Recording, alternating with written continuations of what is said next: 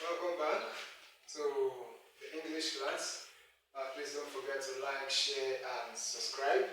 Today we're going to be looking at the following rules in Concord. In the last class we did rule 1 to 3 in Concord. Now we're going to be doing rule 4 to 6. Now, there is an exception to the last rule we talked about in the last class. That is the rule 3. If two subjects are conjoined with the word and, we said it's going to take a plural verb. Now, the exception to the rule is that if the idea expressed refers to singular event or thing, the verb is singular. For example, we say rice and beans is my best food. You can't say rice and beans are my best food, because the idea is talking about rice and beans as a singular food. We're not talking about rice separate and beans separate. Now, if you're talking about rice separate and beans separate, then you can say rice and beans are my best food. But if the idea is talking about one thing, if what you're expressing is one thing, for example, bread and butter is my favorite meal. So you see that I'm saying bread and butter is my favorite meal because bread and butter is expressing one kind of meal. So that is the exception to rule 3. Now rule 4 says, when the subjects are conjoined by words such as well as, along with, in addition to, including, with, etc., the verb should be singular. The only time where we are allowed to use any kind of conjunction and we use a plural verb is and. Now, we use this.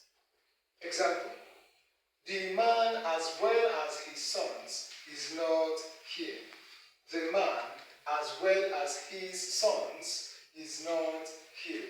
Now, you'll notice that we're using the word as well as.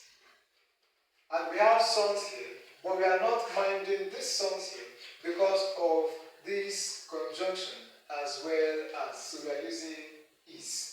The man as well as his sons is not here. Now the next one says, Joanne together with her mother has registered. Joanne together with her mother has registered.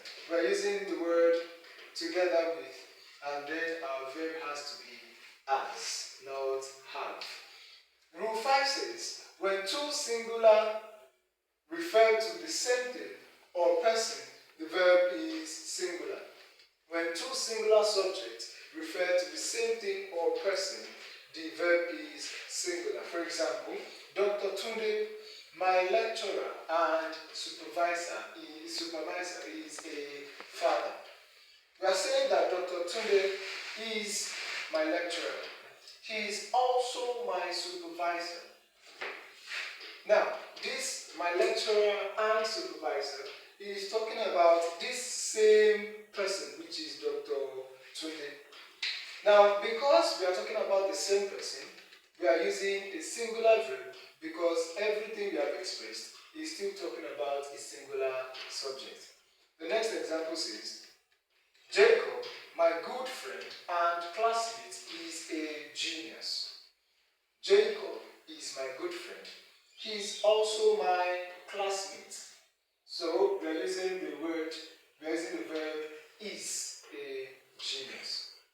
Now rule 6 says, when two subjects are conjoined by or, but, not, either, etc., the verb agrees with the subject nearer. The verb agrees with the subject nearer.